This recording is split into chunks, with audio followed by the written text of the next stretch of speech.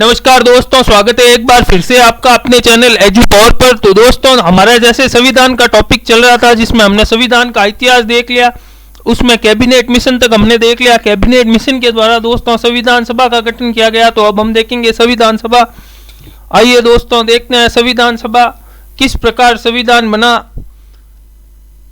तो दोस्तों सबसे पहले देखते हैं संविधान सभा की मांग और उसके लिए क्या क्या प्रयास हुए। तो दोस्तों सबसे पहले साल 1895 में बाल गंगाधर तिलक ने स्वराज्य विधेयक में संविधान सभा की मांग की। उस स्वराज्य विधेयक में जो संविधान सभा की मांग थी, उसके परिणाम स्वरूप 1918 में कांग्रेस का जो 33वां अधिवेशन हुआ, उसके अंदर आत्मनिर्णय का सिद्धांत प्रतिपादित किया गया, यानी कि भारतीयों की आत्मा के अनुसार बनेगा जो संविधान बनेगा, यानी कि भारतीयों के लिए एक संविधान सभा की मांग को एक्सेप्ट किया गया। हाँ, ये माना गया कि अब कांग्रेस इसके लिए डिमांड करेगी। इसके बाद 5 फरवरी 1922 को महात्मा गांधी द्वारा बयान दिया गया। जिस प्रकार दक्षिण अफ्रीका में हुआ था, उसी प्रकार के भारतीयों का संविधान भारतीयों की इच्छा अनुसार बनेगा। इसके बाद पहला संगठित प्रयास, यानी कि भारत में जो सभी राजनीतिक दल थे उन सभी को मिलाकर एक सर्वदलीय बैठक दिल्ली में आयोजित की गई 1923 में। और उस बैठक में जो रेजोल्यूशन पास किया गया, जो बिल पास किया गया, उसे कॉमनवेल्थ इंडिया बिल कहा गया। ये दोस्तों यहाँ मिसकरेक्ट हो गया, ये कॉमनवेल्थ इंडिया बिल है। इसके बाद प्रथम औपचारिक मांग जिसकी कहा जाता है दोस्तों, वो कम्युनिस्ट पार्टी के 1934 में जो अध्यक्ष थे MN रॉय, मानवेंद्रनाथ रॉय ने औपचारिक मांग की, यानी ऑफिशियल डिमांड की कि भारत के लिए संविधान सभा होनी चाहिए। इसीलिए संविधान सभा के प्रतिपादक के रूप में MN रॉय को कहा जाता है। इसके बाद कांग्रेस ने 1936 में फैजपुर अधिवेशन में ये डिमांड की कि भारत के लिए संविधान सभा की स्थापना की जाए। उसके बाद 1940 में अगस्त प्रस्ताव दिया गया। अगस्त प्रस्ताव के समय वायसरॉय था लॉर्ड लिलिथ को। अगस्त प्रस्ताव में कांग्रेस ने ये कहा भारत के कांग्रेस और अन्य राजनीतिक पार्टियां अंग्रेजों का सहयोग करेगी, किंतु अंग्रेजों को अंतरिम राष्ट्रीय सरकार की स्थापना करनी होगी। किंतु अंग्रेजों ने यह प्रस्ताव मंजूर कर लिया, इस पर कोई कार्रवाई नहीं की। इसके बाद 1942 में अंग्रेजों ने क्रिप्स मिशन भेजा, जो मैंने आपको पहले वीडियो में बता रखा है। आई बटन पर आपको पिछला वीडियो मिल जाएगा। तो क्रिप्स मिशन और कैबिनेट मिशन दोनों उसमें मिलेंगे दोस्तों। तो क्रिप्स मिशन के अनुसार अंग्रेजों ने भारतीयों को एक कहा आप उपनिवेश का दर्जा ले लीजिए। तब गांधी जी ने कहा था आप आउटडेटेड चेक दे रहे हैं, और नेहरू जी ने कहा था दिवालिया बैंक का आउटडेटेड चेक दे रहे हैं। इसके बाद क्रिप्स मिशन की असफलता के बाद 1946 में अंग्रेजों ने संविधान सभा के गठन हेतु भेजा कैबिनेट मिशन। कैबिनेट मिशन में दोस्तों भारत में संविधान सभा के लिए चुनाव करवाया। जुलाई में चुनाव करवाया इन्होंने, और इसमें तय किया गया था प्रत्येक 10 लाख पर एक प्रतिनिधि, जो भी मैंने पिछले वीडियो में कैबिनेट मिशन के अंतर्गत आपको पूरा बताया है, तो आप वो जरूर देखें। चुनाव करवाए 1946 में, जुलाई 1946 में कुल 296 सीटों पर। इसमें से 292 प्रांतों की और 4 चीफ कमिश्नरी की। इसके अलावा दोस्तों जो सीटें थी वो देशी रियासतों द्वारा मनोनीत प्रतिनिधियों की थी, इसलिए चुनाव केवल 296 सीटों पर हुए थे। उसमें से 292 ब्रिटिश प्रांतों और 4 चीफ कमिश्नरी क्षेत्रों के लिए हुए थे। बाकी के जो प्रतिनिधि थे वे देशी रियासतों के द्वारा राजाओं द्वारा मनोनीत किए गए थे। इन चुनाव में 292 में से कांग्रेस को सीटें मिली और मुस्लिम लीग को इन चुनावों में बुरी तरह हार मिली। इसलिए मुस्लिम लीग ने संविधान सभा से खुद का बहिष्कार किया, और बंगाल में मुस्लिम लीग की सरकार थी, इसलिए इन्होंने 16 अगस्त 1946 को डायरेक्ट एक्शन डे मनाया, यानी कि प्रत्यक्ष कार्रवाई दिवस। दोस्तों ये वेरी वेरी इंपॉर्टेंट है, चाहे SSC हो, चाहे रेलवे हो, चाहे RSM SSB हो, ये प्रश्न सीधा संविधान सभा का प्रश्न सीधा बनता है, प्रत्यक्ष कार्यवाही दिवस कब मनाया गया? 16 अगस्त 1946 को। इसके बाद सितंबर 1946 में अंतरिम सरकार का गठन हुआ, इंटरिम गवर्नमेंट का। इसके प्रधानमंत्री थे जवाहरलाल नेहरू और गृह मंत्री थे वल्लभ भाई पटेल। इसके बाद शुरू हुआ संविधान सभा का कार्य। संविधान सभा के अस्थायी अध्यक्ष यानी कि 9 दिसंबर को जो प्रथम बैठक हुई उसके अध्यक्ष थे सच्चिदानंद सिन्हा। ये फ्रांस की परंपरा अनुसार एज पर सीनियरिटी, जो सदन में सबसे बड़ा होगा, सबसे पुराना होगा, सबसे उम्रदराज होगा, जो परंपरा आज भी चलती है, प्रोटेम स्पीकर जिस प्रकार बनाया जाता है उसी प्रकार सच्चिदानंद सिन्हा को अस्थायी अध्यक्ष बनाया गया। इनके नाम को बढ़ाया था दोस्तों जेबी कृपलानी, जो तत्कालीन कांग्रेस के अध्यक्ष थे, और उसका अनुमोदन किया था सरदार वल्लभ भाई पटेल ने। 11 दिसंबर को संविधान सभा के स्थायी अध्यक्ष चुना गया डॉक्टर राजेंद्र प्रसाद को। संविधान सभा के मनोनीत उपाध्यक्ष फ्रैंक एंथनी थे और स्थायी उपाध्यक्ष एससी मुखर्जी थे। संवैधानिक सलाहकार दोस्तों वेरी वेरी इंपॉर्टेंट है, तो वो है बीएन राव। इसमें दोस्तों सच्चिदानंद सिन्हा अस्थायी अध्यक्ष और संवैधानिक सलाहकार बीएन राव, ये दोनों पॉइंट वेरी वेरी इंपॉर्टेंट। संविधान सभा के सचिव थे के.एम. मुंशी। इसके बाद ये तीनों पॉइंट इंपॉर्टेंट है। तीनों बैठक 9 दिसंबर 1946 को जब अस्थायी अध्यक्ष चुना गया सच्चिदानंद सिन्हा को। द्वितीय बैठक हुई 11 दिसंबर 1946 जब स्थायी अध्यक्ष चुना गया डॉक्टर राजेंद्र प्रसाद। और तृतीय बैठक 13 दिसंबर जवाहरलाल नेहरू द्वारा उद्देश्य प्रस्ताव रखा गया, जिसे बाद में प्रस्तावना कहा गया और इसे स्वीकार किया गया। इसके बाद दोस्तों बनी संविधान सभा की अलग अलग समितियां। इन समितियों में दोस्तों सबसे इंपॉर्टेंट है प्रारूप समिति। इसके अध्यक्ष थे डॉक्टर भीमराव अंबेडकर। संघ शक्ति समिति यानी कि भारत जो संघों का जो राज्यों का संघ है उसके अध्यक्ष थे जवाहरलाल नेहरू। संचालन या सदन के से संबंधित जो भी समिति हो उसका एक ही अध्यक्ष था दोस्तों, डॉक्टर राजेंद्र प्रसाद। प्रांतीय समिति यानी एकीकरण से संबंधित जो भी समितियां होंगी सरदार वल्लभ भाई पटेल।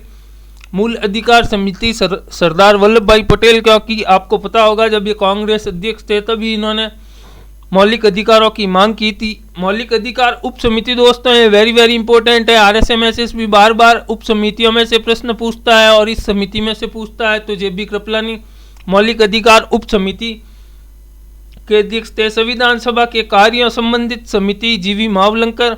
और झंडा समिति का दोस्तों इसलिए मैंने लिया है क्योंकि आमतौर पर झंडा समिति का अध्यक्ष जेबी कृपलानी को माना जाता है, बल्कि वे अध्यक्ष तो दूर इस सभा के सदस्य तक नहीं थे, तो झंडा समिति के अध्यक्ष थे डॉक्टर राजेंद्र प्रसाद। इसके बाद देखते हैं दोस्तों प्रारूप समिति, ड्राफ्टिंग कमेटी या मसौदा समिति। इसके अध्यक्ष थे भीमराव अंबेडकर। इसके सदस्य से कन्हैयालाल माणिकचंद मुंशी, गोपाल स्वामी अयंगर, कृष्णा स्वामी अयंगर। तो दोस्तों इसमें से ज्यादातर जिनके नाम में श्री कृष्ण का नाम है, ये एक शॉर्ट ट्रिक है, जिनका नाम श्री कृष्ण के नाम पर है वे लगभग सभी सदस्य थे। इनके अलावा बीएन मित्तर, सैयद मोहम्मद सादुल्ला और डीपी खेतान। बीएन मित्तर के स्थान पर आए एम माधवराव और डीपी खेतान की मृत्यु के बाद आए टीटी कृष्णमाचारी। दोस्तों इनके नाम में भी आप देख लीजिए श्री कृष्ण का नाम है। इसके बाद 30 अगस्त 1947 को प्रारूप समिति की प्रथम बैठक हुई जो 141 दिन चली। इसके बाद 21 फरवरी 1948 को प्रारूप विचारार्थ सभा के समक्ष रखा गया, यानी कि पटल पर रखा गया। और 4 नवंबर 1948 को इस प्रारूप को एक्सेप्ट कर लिया गया और यह प्रस्तुत किया गया भारत के संविधान के प्रारूप के रूप में, और यह किया था डॉक्टर भीमराव अंबेडकर ने। इसके बाद देखते हैं दोस्तों इसके कितने टोटल 12 सत्र हुए, ये याद रखना। प्रथम सत्र हुआ था 9 से 23 दिसंबर 1946, द्वितीय हुआ 20 से 25 जनवरी 1947, तृतीय सत्र हुआ 28 अप्रैल से 2 मई 1947, चौथा सत्र हुआ 14 जुलाई से 31 जुलाई 1947, पांचवा सत्र हुआ 14 अगस्त से 30 अगस्त 1947, छठा सत्र हुआ, ये दोस्तों यहाँ पर एक पॉइंट बनता है, किसी परीक्षा में पूछा गया है, तो कौन से सत्र के दौरान भारत को आज़ादी मिली? तो दोस्तों 5वें सत्र के दौरान भारत को आज़ादी मिली। छठा सत्र 27 जनवरी 1948, 7वां सत्र 4 नवंबर 1948 से 8 जनवरी 1948, 8वां सत्र 16 मई से 16 जून 1949, 9वां सत्र 30 जुलाई से 18 सितंबर 1949, 10वां 6 अक्टूबर से 17 अक्टूबर 1949 और 11वां 14 नवंबर से 26 नवंबर 1949 और अंतिम है दोस्तों 12वां। इस दिन भारत का प्रथम राष्ट्रपति चुना गया डॉक्टर राजेंद्र प्रसाद को 24 जनवरी 1950 को, और ये संविधान की अंतिम बैठक थी। 24 जनवरी 1950 को अंतिम बैठक हुई जिसमें संविधान सभा के कुल 299 सदस्यों में से 284 व्यक्तियों ने हस्ताक्षर किए संविधान पर। तो दोस्तों देखते हैं हस्ताक्षर के क्रम में क्या क्या इंपॉर्टेंट है। तो सबसे पहले संविधान पर हस्ताक्षर किए पंडित जवाहरलाल नेहरू ने, सबसे अंतिम में हस्ताक्षर किए डॉक्टर राजेंद्र प्रसाद ने। प्रथम महिला यानी 15 महिलाएं संविधान सभा में थी, तो इन 15 महिलाओं का नेतृत्व किया हंसा मेहता ने, और सबसे पहले हस्ताक्षर किए हंसा मेहता ने। संविधान की तीनों प्रतियों पर जो हिंदी में हस्ताक्षर करने वाले व्यक्ति थे वह थे खान अब्दुल गफ्फार खान। और ये जो राजस्थान में तैयारी करते हैं उनके लिए पॉइंट है दोस्तों, राजस्थान से हस्ताक्षर करने वाले थे बलवंत मेहता जो उदयपुर से थे। 24 जनवरी 1950 को डॉक्टर राजेंद्र प्रसाद को राष्ट्रपति घोषित किया है, मैंने आपको पहले ही बताया। इसके बाद है दोस्तों संविधान के वाचन, यानी संविधान को 3 बार पढ़ा गया। प्रथम वाचन 4 नवंबर से 9 नवंबर 1948 और इसके समय इसके वक्ता थे डॉक्टर सर्वपल्ली राधाकृष्णन। तो संविधान का वक्ता सर्वपल्ली राधाकृष्णन को कहा जाता है। इसके बाद दूसरा वाचन हुआ था 15 नवंबर 1948 से 17 अक्टूबर 1949 और तृतीय वाचन और अंतिम वाचन हुआ था 14 नवंबर 1949 से 26 नवंबर 1949 और 26 नवंबर के दिन भारत को का संविधान दिवस मनाया जाता है और इसी दिन भारत का संविधान लगभग बनकर पूर्ण रूप से तैयार था। तो ये दिन कौन सा था? ये था मिति मार्गशीर्ष शुक्ल सप्तमी विक्रम संवत 2006। ये पूरा आपको याद रखना होगा दोस्तों, मिति मार्गशीर्ष शुक्ल सप्तमी विक्रम संवत 2006, 26 नवंबर 1949 को इस दिन संविधान का निर्माण पूर्ण हुआ। इस दिन इस संविधान को आत्मर्पित, अधिनियमित और अंगीकृत किया गया, यानी अडॉप्ट किया गया, कानूनी रूप से लागू किया गया और भारत की आत्मा में अर्पित कर दिया गया। इस दिन भारत के संविधान के 16 अनुच्छेद तुरंत प्रभाव से लागू किए गए, जिसमें अंतरिम संसद, सर्वोच्च न्यायालय और नागरिकता मुख्य मुद्दे थे। 26 नवंबर 2015 से इस दिन को संविधान दिवस के रूप में मनाया जाने लगा, क्योंकि इस दिन हमारा संविधान बनकर तैयार हुआ था।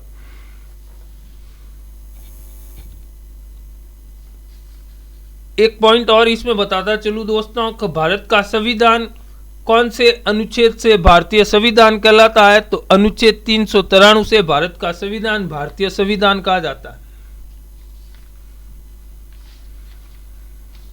26 नवंबर 1950 को हमने संविधान को अंगीकार किया और 26 जनवरी 1950 को संविधान का प्रवर्तन किया, एग्जीक्यूशन किया, यानी कि संविधान को लागू किया। ये दोस्तों इस दिन बनकर तैयार हुआ और हमने इस दिन क्यों लागू किया, अगर ये किसी के मन में प्रश्न है तो मैं आपको एक छोटी सी बात बताऊं। 26 जनवरी 1930 को जब कांग्रेस का अधिवेशन था तो प्रथम बार स्वाधीनता दिवस कांग्रेस द्वारा मनाया गया था, इसलिए 26 जनवरी के दिन संविधान को लागू किया गया और 26 नवंबर के दिन एडॉप्ट किया गया। अब देखते हैं दोस्तों संविधान के बारे में। तो संविधान में एक प्रस्तावना है, आज भी है, ये मूल संविधान में भी थी। 22 भाग है जो अब बढ़कर 25 हो चुके हैं।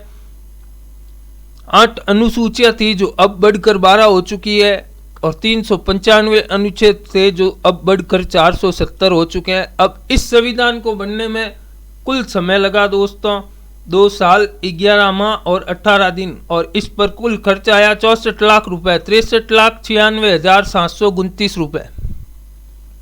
संविधान पर 166 दिन बैठक हुई, जिसमें से प्रारूप पर 114 दिन की बहस हुई। ये पॉइंट दोस्तों for your knowledge very important है, क्योंकि आगे जब हम कोर्ट द्वारा सुझाए गए आदेशों का पढ़ेंगे तो उसमें ये पॉइंट काम आएगा। संविधान को भारत की जनता के नाम से स्वीकार किया जाता है, इसलिए अंतिम शक्ति भारत की जनता को माना जाता है। हम भारत के लोग संविधान को ताकत देता है, जो प्रस्तावना का पहला अक्षर है। तो ये दोस्तों संविधान सभा आपके यहाँ पर जितने पॉइंट थे, ये मेरी गारंटी है इसमें से लगभग सारे पॉइंट हमने कवर कर लिए हैं, और कुछ पॉइंट बचते हैं वो इन व्यक्ति जो संविधान सभा में जिनमें से सबसे ज़्यादा प्रश्न आते हैं वो मैंने अलग से आपके लिए कवर किए हैं इस पीडीएफ में। जैसे सच्चिदानंद सिन्हा ये बिहार से चुने गए संविधान सभा के अस्थायी अध्यक्ष थे, ये पॉइंट इनके लिए इम्पोर्टेंट है। और इनका नाम प्रस्ताव में रखा था जेबी कृपलानी, जो कांग्रेस के अध्यक्ष थे, और अनुमोदन किया था सरदार वल्लभ भाई पटेल ने। इसके बाद स्थायी अध्यक्ष थे डॉक्टर राजेंद्र प्रसाद, ये संविधान सभा के स्थायी अध्यक्ष थे और भारत के प्रथम राष्ट्रपति थे। ये दोस्तों भारत के अकेले राष्ट्रपति थे जिनको अंग्रेज गवर्नर जनरल माउंटबेटन ने शपथ दिलाई थी। अब जो उसके बाद जो बने उन्हें सुप्रीम कोर्ट के न्यायाधीश द्वारा शपथ दिलाई जाती है। इसके बाद एस.सी. मुखर्जी ये संविधान सभा के उपाध्यक्ष थे। इनके साथ दोस्तों इनका जहाँ से निर्वाचन हुआ वो क्षेत्र पाकिस्तान में चला गया, तो ये उपाध्यक्ष नहीं रह सके। फिर 16 जुलाई 1947 को 2 उपाध्यक्षों को नियुक्त किया गया, वीटी कृष्णमाचारी और एस.सी. मुखर्जी को। इसके बाद जीवी मावलंकर, ये दोस्तों प्रश्न ऐसा आता है प्रथम लोकसभा के अध्यक्ष कौन थे, तो जीवी मावलंकर, क्योंकि ये लोकसभा के अध्यक्ष थे, यानी कि अंतरिम सरकार द्वारा जब बैठक की जाती थी सरकार की बैठक, तब लोकसभा का संचालन जीवी मावलंकर द्वारा किया जाता था, किंतु जब संविधान सभा की बैठक होती थी तब संचालन डॉक्टर राजेंद्र प्रसाद द्वारा किया जाता था। ये दोस्तों संविधान सभा में और संविधान में सबसे इम्पोर्टेंट पॉइंट बाबा साहिब भीमराव अंबेडकर। ये संविधान सभा का इन्होंने चुनाव मुंबई से लड़ा था, उस समय मुंबई कहलाता था, किंतु वहां से हारे। फिर मुस्लिम लीग के सहयोग से ये बंगाल से चुनाव लड़े और वहां से जीतकर सदन में गए, किंतु जहां से ये चुनाव जीतकर आए वह विभाजन के दौरान पाकिस्तान में चला गया, इसलिए इन्हें पुणे चुनाव में जाना पड़ा। और तब बम्बई में जो प्रधानमंत्री थे तत्कालीन बम्बई के प्रधानमंत्री बीजी खैर, उनके कहने पर M.R. जयंकर ने अपने पद से त्यागपत्र दिया और वहां से बाबा साहिब को पुनः सदस्य बनाकर सदन में भेजा। और तब अनिवार्य इसलिए हो गया था क्योंकि ये प्रारूप समिति के अध्यक्ष थे। इसके बाद है दोस्तों सरदार वल्लभ भाई पटेल। ये दोस्तों आपको मैं कमेंट में एक क्वेश्चन देकर जाता हूँ, सरदार वल्लभ भाई पटेल को सरदार की उपाधि किसने और कहाँ दी थी, ये आप मेरे को कमेंट करके बताएं। सरदार वल्लभ भाई पटेल ये प्रांत संविधान समिति के अध्यक्ष, मौलिक अधिकार समिति के अध्यक्ष थे। इसके अलावा परामर्श समिति के भी ये अध्यक्ष थे। और इनके द्वारा सबसे इम्पोर्टेंट जो कार्य किया गया, वैसे तो ये सबको आता है, एकीकरण का कार्य। इनके समय 562 रियासतें भारत में थी और उनका एकीकरण किया, किंतु सबसे चर्चित जो है वो जम्मू कश्मीर का एकीकरण इन्होंने करवाया विलय पत्र द्वारा, और तब महाराजा थे जम्मू कश्मीर के हरि सिंह। इसके अलावा जूनागढ़ जनमत संग्रह द्वारा विलय करवाया गया और इस समय महाराजा थे मोहम्मद महाबत खानजी तृतीय। हैदराबाद को इन्होंने भारत का एकीकरण कराया सैन्य कार्रवाई ऑपरेशन पोलो द्वारा, और वहाँ का निजाम था मीर उस्मान अली खान बहादुर आसफ जहां। यहाँ पर दोस्तों अपना ये पूरा होता है। इसके अलावा मैं आपको 3 पॉइंट और नोट कराता हूँ। प्रमुख महिलाएं हंसा मेहता, सरोजनी नायडू, बेगम एजाज रसूल, सुचेता कृपलानी, कमला चौधरी और विजय लक्ष्मी पंडित थे। ये आप नोट कर लेना अलग से। उस समय ब्रिटिश प्रधानमंत्री थे क्लीमेंट एटली जो लेबर पार्टी के थे, और कांग्रेस के अध्यक्ष थे जेबी कृपलानी। तो यहाँ पर दोस्तों संविधान सभा का टॉपिक आपके पूरा होता है। इसमें से मेरी गारंटी है, अगर आपके एक नंबर भी कट जाए और इससे बाहर अगर क्वेश्चन आना संविधान सभा में से तो इम्पॉसिबल है, तो यहाँ पर अपना कंप्लीट होता है। अगर आपको इसे समझना है तो आपको पहले वाला टॉपिक देखना ही देखना होगा, तो उसका लिंक डिस्क्रिप्शन में भी दिया होगा, आई बटन पे भी दिया होगा, तो आप ज़रूर देखें। और आशा करता हूँ संविधान सभा आपको समझ में आई होगी, और इसकी PDF के लिए हमारा टेलीग्राम चैनल ज्वाइन करें। बहुत बहुत धन्यवाद दोस्तों।